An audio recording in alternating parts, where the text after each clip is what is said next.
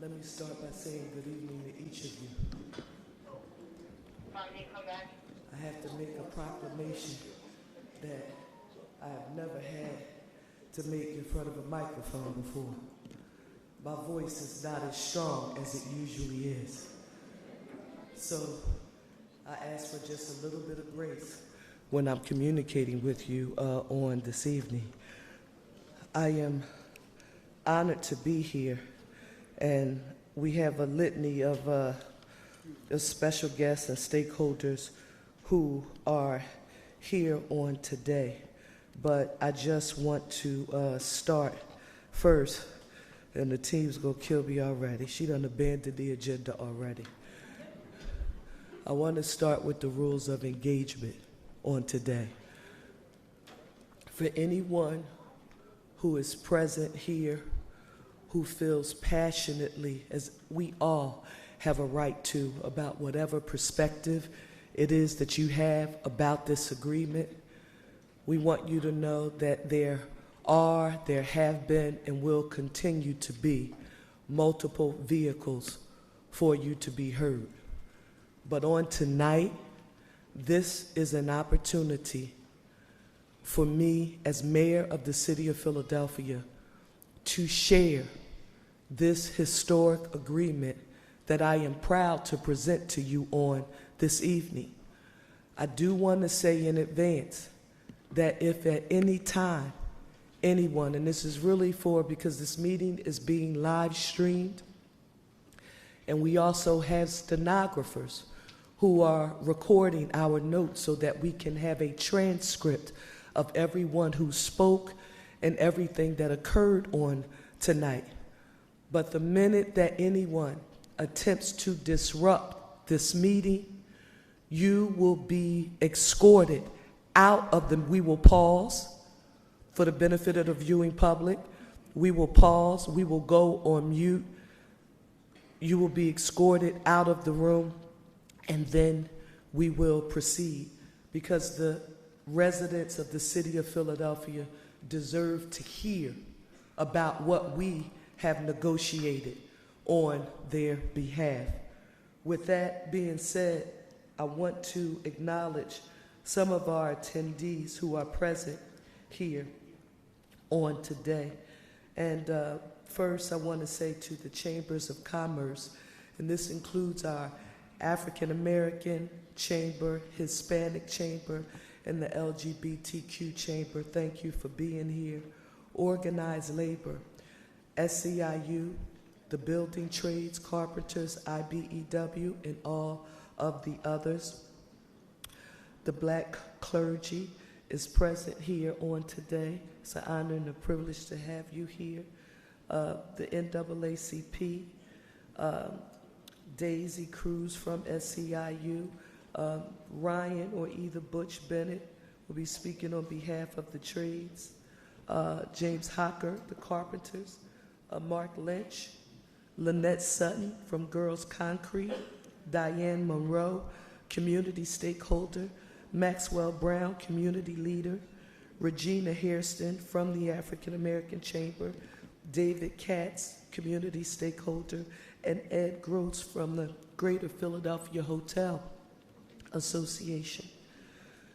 With that being said, I want to start by saying to each of you that we are here tonight to talk about an historic agreement that my administration has reached with the Philadelphia 76ers for an arena to be built in Center City.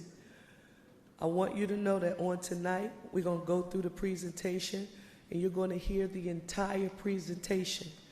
There should be some staffers who are around with 5x7 cards. If while someone is giving their presentation, you have questions, we want you to write them down. But we're going to let everyone make their presentation, and then you can ask questions. We'll get some questions from the press, but we may get some questions from you in the audience. I want you to know that we're not rushing to leave here on tonight. We're going to make sure we get through the entire agenda, and we're going to hear from everyone. With that being said, I want you to know that I truly am proud that having made this decision and negotiated an agreement that will definitely ensure that our Sixers are staying home right here in Philadelphia where they should be. Now, I want you to know that I will transmit the related legislative package to the City Council of Philadelphia for its consideration where it must be approved. We're also going to be working very closely with Council Member Mark Squilla, who is the district council person for the area in which the arena would be located, as well as the leader of the City Council of Philadelphia, our council president, Kenyatta Johnson. We'll be working closely with them and all members of council on the legislative process, and you're going to hear more about what that's going to look like a little later. But before I highlight what's in the agreement, it's important that I outline for you a set of principles that I established for our team, and I'm telling you, we had the best team in the world at the table on the city's behalf, but they had a set of principles that they went into that room to negotiate at that table with. And the first was careful stewardship of city resources and a focus on the city's fiscal stability. That is first and foremost. If it wasn't first and foremost for me, I shouldn't be the mayor of the city of Philadelphia. Next, maximizing the potential city-wide impact of such a large-scale economic development project. Next, unlocking the long overdue redevelopment of Market East, attracting investments, generating jobs, yielding new tax revenues, and creating vibrancy on an historic and critically important commercial corridor for our city. They also went in understanding that preserving and enhancing Chinatown, including by responding to long-standing challenges that have developed over decades. Also ensuring city residents and businesses, and this is important because whether we like it or not, we have to tend with the fact that although we've continued to see a reduction in poverty in the city of Philadelphia, we continue to be the poorest big city in the nation. And I'm not proud of that distinction. It's because of that ensuring city residents and businesses from groups that have been historically excluded from participation, that they have access to related employment and contracting opportunities. Now, those are principles that are articulated early on, and with that in mind, I want you to hear us when we talk about what makes this an historic agreement. First, it is a historic agreement. It's the best sports facility agreement in Philadelphia's history. It keeps our hometown 76ers playing in Philadelphia at least until 2061. Yeah, you heard me, 2061. Give that a round of applause. That's important. What else makes it historic? The Sixers are financing the $1.3 billion project with no city funds. That is an approach that is unprecedented among our local sports facilities. In addition, 76th Place will create over 1,000 construction and operation jobs. 1,000 construction and operation jobs. Now listen, these new jobs, they are paired with an historic economic opportunity plan, an EOP, that quite frankly, the likes of which Philadelphia has never seen before. Now, this is to ensure that the employment and the contracting opportunities, and I've got a lot of questions about this, both during the construction and operation. construction and operation. We're not just talking about building here. That's important to note for the record. It will benefit individuals and businesses that are reflective of the community at large. Next, this historic agreement includes a $50 million community benefits agreement that will support nearby communities, adjacent communities, and also make citywide investments in education and economic opportunity for all. Now, when we walk through in detail the CBA investments, you're going to notice that they will help to jumpstart a broader and what I would call a city-led focus on Chinatown that we've never had before, that is aimed at ensuring its ongoing vitality and, quite frankly, ensuring that we strengthen what is by far a Philadelphia treasure. And we will do it through action and not just words. I want, as your mayor, I want a Chinatown that's rich and vibrant. I want the history and the culture to not just survive, but I want it to thrive. You heard me in that introductory video announcing my decision that I truly believe we have the best Chinatown in the nation. And I am committed to working with the leadership in the Chinatown community to ensure that we make good on every commitment that is included in this agreement that you're going to hear more about. But I want to make this clear, and I have to say this, I'm not sure, I just walked in where the visual is. I'll get to it in some space, but for the benefit of Philadelphians, because I don't know who started talking about this misinformation that has seemed to spread like wildfire through neighborhoods across the city. The first thing I want you to know, it is a lie. And what is a lie that has, I'm telling you, will be surprised how many places that I've gone where people have said to me, Mayor, I supported you, but why would you allow anyone to demolish our Chinatown? And I looked in great surprise and said, where in the world would you get that notion from? When have you ever heard that demolishing one building, one business in Chinatown is a part of what is being proposed as it relates to this arena?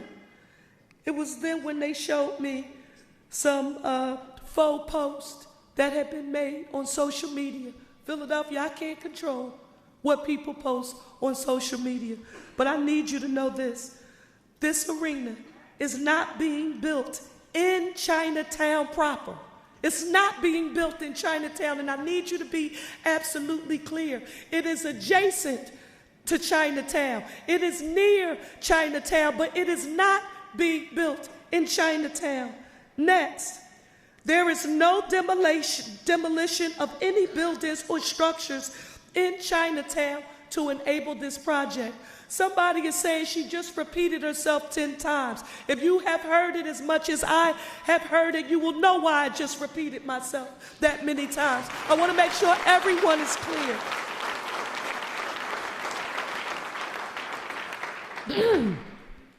In addition to that, I want to note this.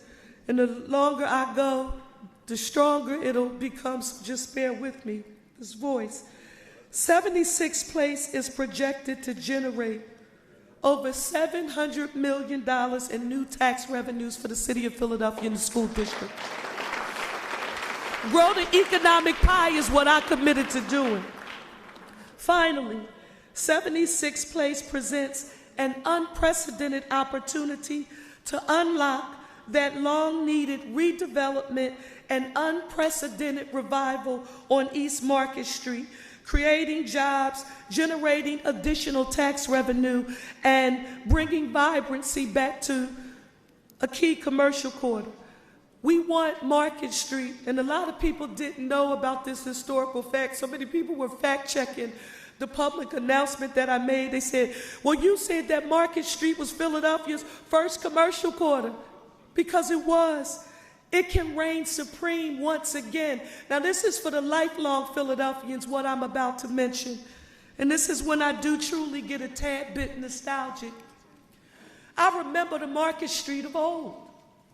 I remember working on Dunkin' Donuts. You didn't even know there was a Dunkin' Donuts there's a Dunkin' Donuts right on Market Street.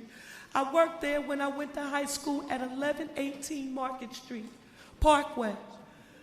When you earned enough that you could go shop and want to make it in your own right, and you could go and take your paycheck and buy some shoes at Strawbridge's, or go and buy some linen in JCPenney, or get a hot dog in Woolworths. I'm talking about my own right. I'm not talking about my pictures with Santa Claus that we waited in line for at Wanamaker's. But guess what it reflected? And this is important, and I want you to know I will not apologize about this.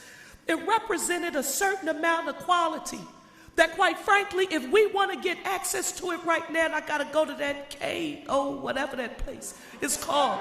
I don't want Philadelphians having to travel anywhere else to get access to quality retail. We should be able to do it right here in our city and on Market Street like we used to.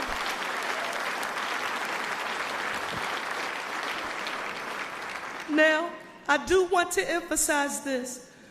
Between the numerous commitments that are in this agreement to expanding the economic opportunity, investing in our young people, supporting the adjacent communities, in my view as your mayor, this is the best agreement, the best deal for our city right now. And I am proud to be here to affirm it, but this is only the beginning of the process.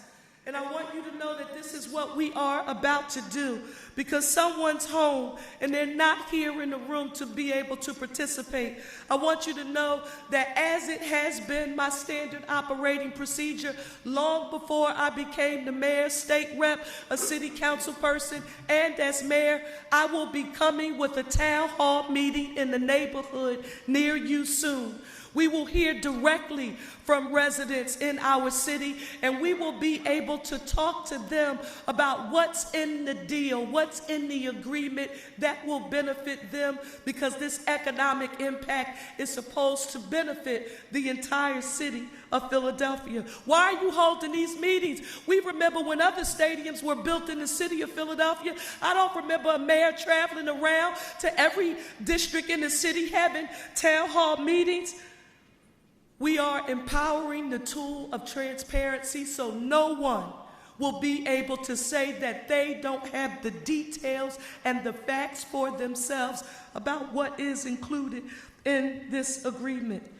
Now, I'm going to give you just a few, and these are just a few highlights of what's included in the agreement, and then you're going to hear from the folks who, on behalf of my administration, we're at the table hammering the agreement out with the Philadelphia 76ers. The first thing I want to note for the record is the legislative process. We've gotten a lot of questions about the legislative process. Honoring Councilmember Squilla's commitment, the legislation is being publicly posted on Sunshine. When you hear people say, well, when is the legislation going to be Sunshine? That just means posted. It's going to be posted on the city's website today. Today, the legislation is being posted. Actually, it's online right now. All you have to do is go to www.phila.gov, scroll down on the city's webpage, and there's a link to the legislation right there. However, it's going to be formally transmitted for a requested introduction in City Council on October the 24th. That's the legislative process. Next is the local tax revenue. Now, you're going to hear from two people for whom I have a great deal of respect and admiration, and we worked very closely together throughout this process, and that's Rob Dubois and Sam Rhodes, and they're going to walk through with you what this agreement will mean financially for Philadelphia and taxpayers. But I can't resist just sharing just a few top lines. First, you heard me mention the Sixers are financing an estimated $1.3 billion for this project with no city funds. Next, the Sixers will make an average pilot and use and occupancy payment of $6 million per year over 30 years. Just want to say that again for the people who wrote the editorials saying that this wasn't a historic agreement. That's $6 million per year over 30 years. And that's the average pilot and UNO payment.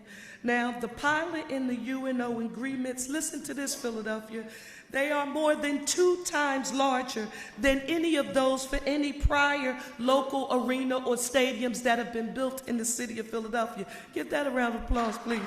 That's important. You heard me mention the $700 million in new tax revenues for the city and the school district over the 30-year life of the agreement. But I need to state for the record that this is the highest ever for a local sports facility. And Sam, they're going to take you through those details in a second. Now the next, and we're going to talk about this when we get to those town hall meetings, when lots of people were only focused on the arena proper, I would often state in some private conversations, don't be small-minded. You've got to think beyond the basketball. I'm the mayor. I'm supposed to be thinking beyond the basketball. That's when you find out what's available and what's in it for people in different constituencies across the city. Well, since the start of our negotiations with the Sixers, we've had a vision about how this agreement would leverage 3 different but very interrelated pathways to economic opportunity. And I call it beyond the basketball. So every time you hear me talking about this proposal, this agreement that we've reached, you will hear me talk about beyond the basketball. That's the name that I use to refer to the economic opportunity. First, it is the economic opportunity plan. Second, it is the $50 million community benefits agreement. And third, it is the significant development potential along Market East. The EOP, the Economic Opportunity Plan, it is by far the best in the city's history. What makes it the best? It's more comprehensive, specific, and detailed than any prior EOP for a recent large-scale project and or a prior stadium or arena. It contains goals for a diverse workforce, for minority women and disabled employees and diverse contractors. That includes MWDSBEs that meet or exceed participation targets in prior local arenas and stadiums. What else does it do? It sets goals for the employment of local workers. That means City of Philadelphia residents for both construction, but not just construction, because lots of people were just talking about the construction, and don't get me wrong, construction is extremely important, but we've got to think about that history and operations. And so ongoing operations, we also have goals that are set for the employment of local Philadelphia workers. You're going to hear more about that from Nicole Stokes. The $50 million community benefits agreement. Let me say a few things about the CBA. One, this $50 million CBA is higher on a current dollar basis than those for prior local arenas and or stadium deals. 2, and I want you to hear this because this part becomes extremely important. It front loads the spending for both the citywide efforts and the arena impacted communities with 70% of the $50 million total and 97% of the $25 million that will be focused on the impacted communities, it will be spent in the first 10 years of the agreement. Why is that extremely important? Usually what people have been accustomed to is, okay, we have what is considered to be a community benefits agreement, and through 2061, you'll give me X amount of dollars per year. We need help right now. We had to negotiate to be able to front load the money so that we could put it to good use right now, and I am very proud that we were able to get there. That's important. That's very important. Next, the CBA, Chinatown Small Business Lending Fund.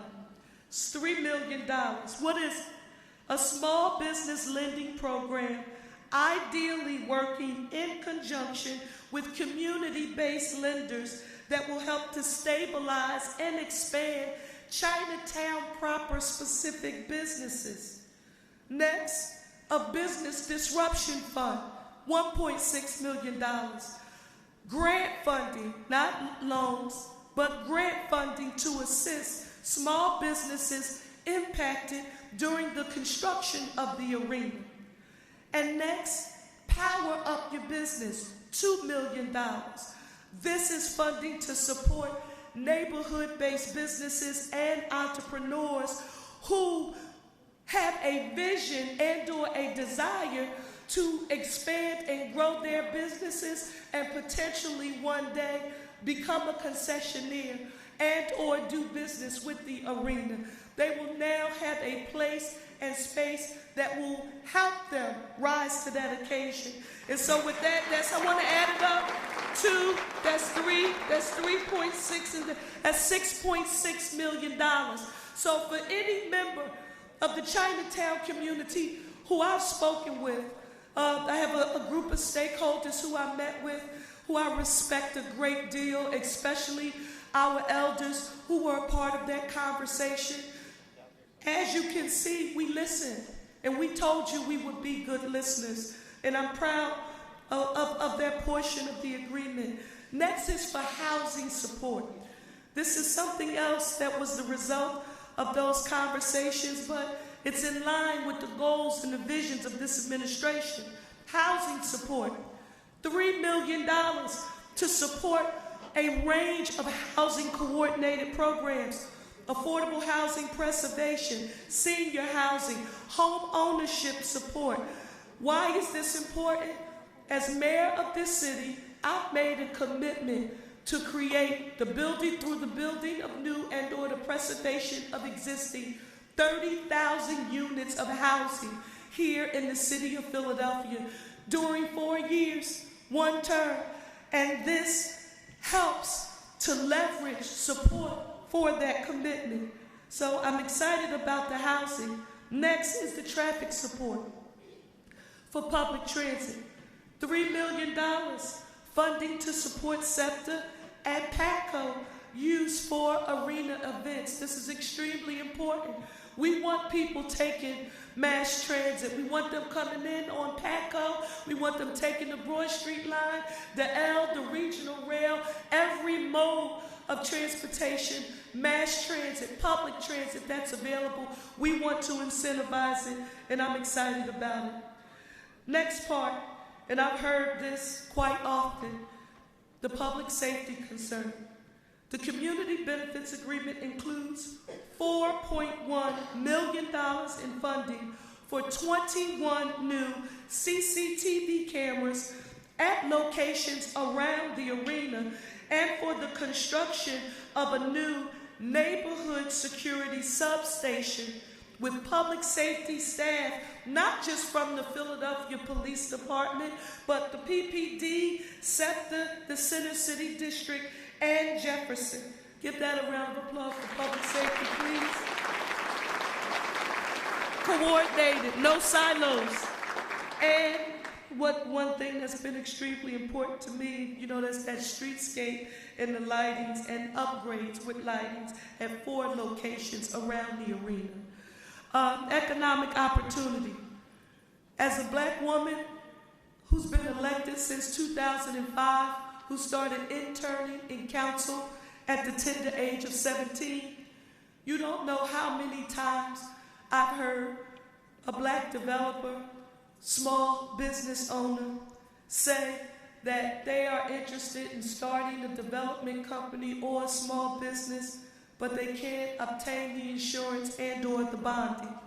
We have built into this agreement a business barrier fund of $1 million, which is seed funding to assist small businesses with obtaining insurance, bonding, paying fees that are needed in order to access work with the arena and the adjacent community. So Philadelphia, we can't build in the economic opportunity for you and say, okay, it's available. And we know that the insurance and the bonding has been a barrier to entry, and we do nothing to connect those who need it most with the opportunity. We've done that with this agreement, and I'm proud of that. Education support. City College for Municipal Employment, we just funded via our $6.3 billion budget that we just passed, our One Philly budget.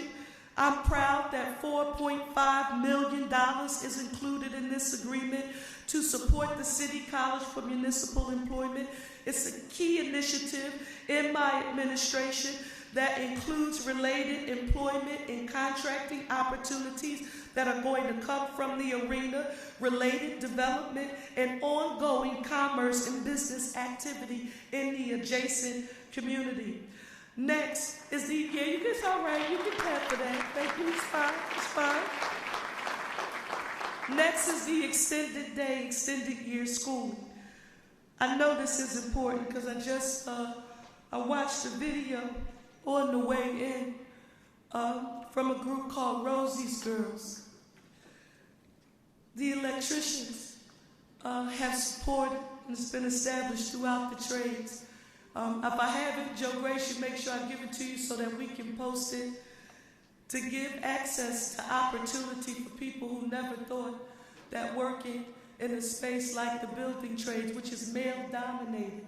Here, we have an organization that is there solely to motivate, inspire, encourage, and train women to enter into the building trades. Yeah, that's important. But guess what? They shouldn't wait until they amass the amount of student loan debt that I have, where I'm going to be paying back until I'm dead. You should find out while you are a student in the school district of Philadelphia that opportunity is available to you. So our extended day, extended year schooling, while that is here to close the enrichment gap and support Philadelphia students and families with free before and after school care, we will also use this as an opportunity to ensure that students in the school district of Philadelphia, they know that the building trades is a place where they belong as well.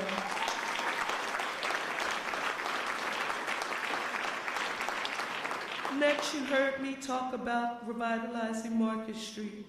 If anybody tells you that Market Street is okay the way it is, I will tell you that they haven't been in Philadelphia as long as I have, and that vision is short-sighted.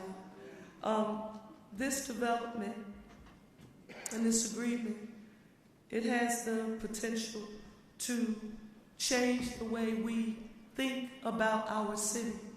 And I want you to know that for me, this didn't just start when I got to the mayor's office.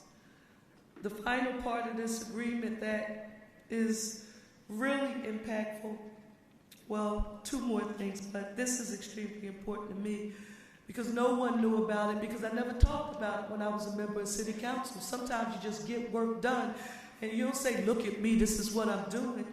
But I know you noticed we don't have a WNBA team here in the city of Philadelphia. Any of y'all ever noticed that? Y'all know y'all mayor don't like that. Councilwoman Parker didn't like that.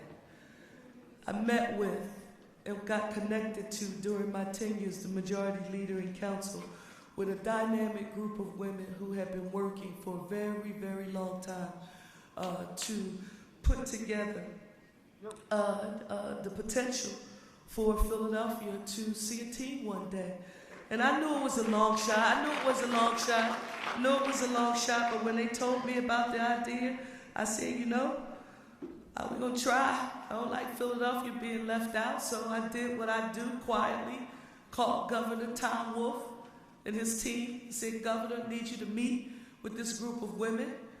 I called our mayor, Jim Kinney, and said, Mr. Mayor, this is in the middle of COVID, so we're not meeting in person, we're virtual.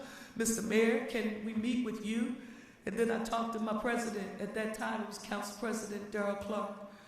While they were working hard, trying to pursue the opportunity, we were able to, because this becomes important in Philadelphia. People haven't seen us work together this way. I'm talking about in sync. But while they were working hard, we were able to secure support from the governor, from the city, that's the administration, and the legislative body. Now, although they were not successful, you all know me well enough. You know I don't take no easily. So I want us to keep working extremely hard as we can, but united together. And I will tell you that with this new Sixers arena there is no one who can tell me that Philadelphia just would not have upped its position in trying to pursue a WNBA team for our great city. I can hope, I can dream, I can pray. Finally, I want to say this. Chinatown, you heard me mention that you are extremely important. And $25 million of this community benefits agreement funding is focused on the surrounding community. Renee, our city solicitor, I'm not sure if she... Give Renee Garcia, our city solicitor, a round of applause. She's been my lightest blanket, thank you. They're going to walk through those details, she and Sophie, but I want to make this very clear. We are going to make good on every commitment that we made to you. You're going to hear now from the subject matter experts, and we're going to start with Sam Rose and Rob Dubois on the history of stadium transactions and how this agreement measures up. After Sam, the transaction framework, you're going to hear from Tiffany and Renee. Then tax revenues, Rob. The EOP plan, Nicole Stokes. And I heard you did an amazing job, wherever you are, recently. On the community benefits agreement, Renee and Sophie Bryan. The Beyond the Basketball theme and East Market Street development, that's going to be Jesse Lawrence. The Chinatown commitment, John Mondelack and Mike Carroll. Related approvals and requirements, Mondelack and Mike Carroll. And then, what, the JLL folks here? Where's JLL? I drove y'all crazy, didn't I, Troy? I'm sorry. Let me say it. I can see you in person. You're not on the screen now. We apologize, but you're going to hear from JLL a comparative perspective about this agreement, and you're going to learn from them how Philadelphia fares with the rest of the nation. We want to make sure we cross every T and dot every I, because when we leave this meeting on today, there will be no one who can watch this video or who attended this meeting who said that anyone attempted to not disclose all of the details associated with this agreement. So give the team a round of applause, and Sam and Rob, come on up.